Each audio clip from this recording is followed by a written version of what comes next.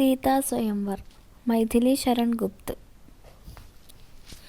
श्री मैथिली शरण गुप्त जी राष्ट्र कवि है। वे सच्चे गांधीवादी और भारतीय संस्कृति के उपासक थे। मैथिली शरण गुप्त जी നമ്മുടെ രാഷ്ട്രകവി എന്ന പേരിൽ പ്രസിദ്ധനായ ഒരു കവിയാണ്. അദ്ദേഹം ഒരു ഗാന്ധിവാദി और ഭാരതീയ സംസ്കാരത്തിൻ്റെ ഉപാസകനും കൂടിയായിരുന്നു. ഗാന്ധിവാദിയും ഭാരതീയ സംസ്കാരത്തിൻ്റെ ഉപാസകനും കൂടിയായിരുന്നു. वे वैष्णव भक्ति भावना से प्रभावित രാമഭക്ത് കവി थे. അദ്ദേഹം വൈഷ്ണവ ഭക്തിയുടെ ആ ഒരു ഇതിൽ പ്രഭാവിതനായ ഒരു രാമഭക്ത് കവിയായിരുന്നു. സാകേത് ആപ്കാ മഹാകാവ്യ ഹെ.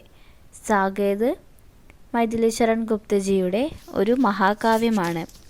കൂടാതെ പഞ്ചവടി, ജയദ്രഥവധ്, യശോധര, ഭാരത് ഭാരതി, ദ്വാപർ ആദി ആപ്കെ അന്യ കാവ്യ ഹെ. പഞ്ചവടി, ജയദ്രഥവധ്, യശോധര, ഭാരത് ഭാരതി, ദ്വാപർ തുടങ്ങിയവ അദ്ദേഹത്തിൻ്റെ മറ്റ് കാവ്യരചനകളാണ്.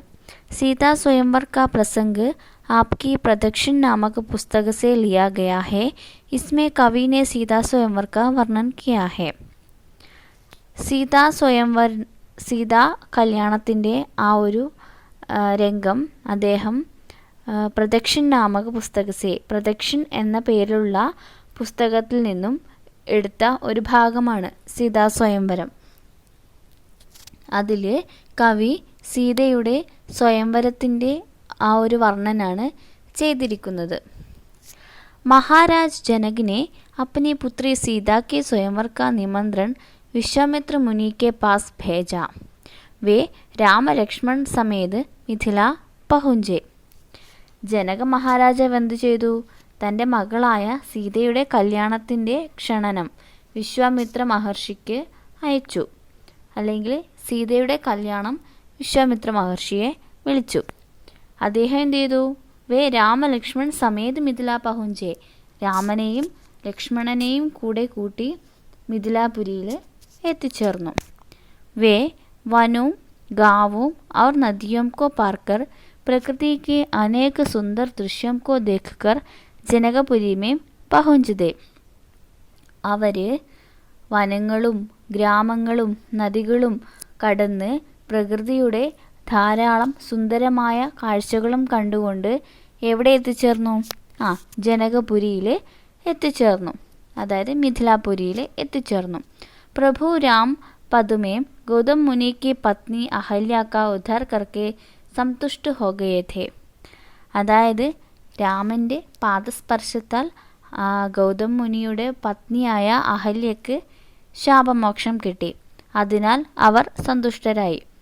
രാജാ ജനകിനെ तीनों का आदर के साथ उचित स्वागत सत्कार किया. ജനക മഹാരാജാവ് 3 പേരെയും, രാമനെയും ലക്ഷ്മണനെയും വിശ്വാമിത്ര മഹർഷിയെയും വളരെയധികം വളരെയധികം ശ്രേഷ്ഠമായ രീതിയിൽ, ഉചിതമായ രീതിയിൽ അവരെ സ്വീകരിച്ച് സൽക്കരിച്ചു. ജനകപുരി മേം തീനോം ഉച്ചാസൻ പർ വിരാജമാൻ ഥേ. ജനകപുരിയിൽ ഇവർ 3 പേരും വളരെയധികം ഉയർന്ന ഒരു സ്ഥാനത്ത് തന്നെ ഇരുന്നു. വഹാം देश देश के राजा बैठे हुए थे. उनके बीच में कुड़िल भाग्य के समान शैव चाप रखा हुआ था. അവിടെ ദൂരദേശങ്ങളിൽ നിന്ന് വന്ന രാജാക്കന്മാർ ഇരിക്കുന്നുണ്ടായിരുന്നു. അവരുടെ നടുവിൽ എന്താണ്? കുടിൽ ഭാഗ്യക്കെ സമാൻ, ഒരു ഭാഗ്യം പോലെ ആരുണ്ട്? ശൈവചാപം അവിടെ വെച്ചിട്ടുണ്ടായിരുന്നു. ശൈവചാപം ഒരു വില്ലാണ്.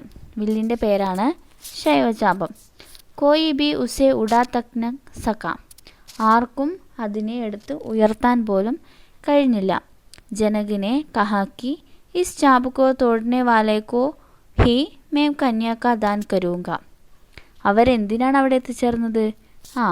ജാനകിയുടെ കല്യാണത്തിന് അല്ലെങ്കിൽ സീതാ സ്വയംവരത്തിന് വേണ്ടിയാണ് അവിടെ എത്തിച്ചേർന്നത്. അപ്പോൾ ജനക മഹാരാജാവ് എന്താണ് പറഞ്ഞത്? ഈ ചാപ് അല്ലെങ്കിൽ ഈ വില്ല് ആരാണോ ഒടിക്കുന്നത്, ആരാണോ ഇതിനെ തകർക്കുന്നത്, അവർക്ക് ഞാൻ എൻ്റെ മകളെ ദാനം ചെയ്യുന്നതായിരിക്കും. കിന്തു ഇസെ കോയി ബി ഹിലാ തക് ന സക. പക്ഷേ ഇതിനെ ഒരാൾക്കും ഒന്ന് ഇളക്കുവാൻ പോലും സാധിച്ചില്ല. മുझे ज्ञात हो गया है कि यह धरती वीर विहीन हो गई है. मेरी पुत्री वैदेही कुमारी ही रहे. जनक മഹാരാജാവിനെ സബ്സെ ലൗട്ട്നെ കോ കഹാ. ജനക മഹാരാജാവ് എന്താണ് പറഞ്ഞത്? എനിക്ക് മനസ്സിലായിരിക്കുന്നു, ഈ ഭൂമിയിൽ വീരന്മാരാരുമില്ല, വീരന്മാരെല്ലാം ഇല്ലാത്ത ഒന്നായി ഭൂമി മാറിയിരിക്കുന്നു.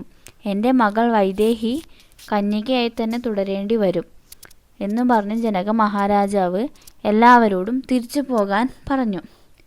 രാജാക്ക യഹ് കഥൻ ലക്ഷ്മൺ ന സക. രാജാവിൻ്റെ ഈ ഒരു പറച്ചിൽ അല്ലെങ്കിൽ ഈ ഒരു വർത്തമാനം ആർക്ക് സഹിച്ചില്ല? ലക്ഷ്മണന് സഹിച്ചില്ല. വേ കുപിത് ഹോഗയെ. ലക്ഷ്മണന് കോപം വന്നു, ദേഷ്യം വന്നു. ഉൻകി ഭുജായേं फटकने लगी. उन्होंने श्री राम से कहा, आर्य मिथिलेश्वर का कथन आप मान सकते हैं, लेकिन मैं नहीं मान सकता. ലക്ഷ്മണന് ദേഷ്യം വന്ന് അദ്ദേഹത്തിൻ്റെ കൈകാലുകളൊക്കെ വിറക്കാൻ തുടങ്ങി. അദ്ദേഹം ശ്രീരാമനോട് പറഞ്ഞു, ജ്യേഷ്ഠ, മിഥിലേശ്വരൻ്റെ ഈ ഒരു വർത്തമാനം നിങ്ങൾക്ക് സഹിക്കാൻ കഴിയും, പക്ഷേ എനിക്കിത് സഹിക്കാൻ കഴിയുന്നില്ല. ഏ ചാവ് ബിൽക്കുൽ തുച്ഛ ഹേ. ഈ വില്ല് വളരെയധികം തുച്ഛമായ ഒന്നാണ്, വളരെ ചെറിയ ഒരു സാധനമാണ്. രാമ സ്വയം ഹാത്തിക്ക് സമാൻ ഹേ തോ യേ ചാബ് ഗന്നേക്ക് ടുക്കടേക്ക് സമാൻ ഹേ. രാമനൊരു സ്വയം രാമനൊരു ആനയാണെങ്കിൽ ഇത് വെറും കരിമ്പിൻ കഷ്ണം മാത്രമാണെന്നാണ് ആര് പറഞ്ഞത്? ലക്ഷ്മണൻ പറഞ്ഞത്. मैंने जानकी को पहले ही मादा मान लिया है. श्यामल राम, आप उठिए और इस धनुष को भंग कीजिए. आपका नीरव उत्तर पाकर राजा का चंचल हृदय शंका से रहित हो जाए. അതായത് ലക്ഷ്മണൻ പറഞ്ഞു, ഞാൻ ജാനകിയെ ആദ്യമേ തന്നെ എൻ്റെ അമ്മയുടെ സ്ഥാനത്ത് കണ്ടു. അതുകൊണ്ട് ജ്യേഷ്ഠ, നിങ്ങൾ ഈ ധനുഷിനെ അല്ലെങ്കിൽ നിങ്ങൾ ഈ വില്ല് എടുത്ത് ഉയർത്തു, അതിനെ തകർക്കൂ. അങ്ങയുടെ കഴിവ് കണ്ടിട്ട് ഈ ചഞ്ചല ഹൃദയനായ രാജാവിൻ്റെ സംശയം ദൂരെ മാറട്ടെ, രാജാവിൻ്റെ സംശയം തീരട്ടെ, ഭൂമിയിൽ വീരന്മാരില്ല എന്ന സംശയം തീരട്ടെ. അങ്ങ് ഈ വില്ലെടുത്തുയർത്തി കാണിച്ചു കൊടുക്കൂ എന്നാണ് ലക്ഷ്മണൻ രാമനോട് പറഞ്ഞത്. लक्ष्मणन की बातें सुनकर राम में भावों की परिपूर्णता हुई. उन्होंने एकदम उस प्रबल पिनाक को उठाया. ലക്ഷ്മണൻ്റെ വാക്കുകൾ കേട്ട് രാമൻ സന്തുഷ്ടനായി. അദ്ദേഹം ഈ വളരെയധികം ശക്തിയേറിയ ആ ഒരു വില്ലെടുത്ത് ഉയർത്തി. ചढ़ाയ और वे दो टुकड़े में टूट गया. വില്ലെടുത്ത് ഉയർത്തി, അത് കെട്ടി. അപ്പോഴതെന്ത് സംഭവിച്ചു? 2 കഷ്ണമായി പൊട്ടിപ്പോയി. उस समय मिथिलावासियों का भय, विस्मय और संदेह आनंद सागर में परिणत हो गया. ആ സമയത്ത് എന്താണ് സംഭവിച്ചത്? മിഥിലാപുരിയിലെ ജനങ്ങളുടെ ഭയം വിസ്മയത്തിലേക്കും और സംശയം ആനന്ദത്തിലേക്കും വഴിമാറി. सीता ने बड़े प्रेम के साथ राम के गले में जयमाला डाली. സീത എന്തു ചെയ്തു? വളരെയധികം സ്നേഹത്തോടെ രാമൻ്റെ കഴുത്തിൽ വരണമാല്യം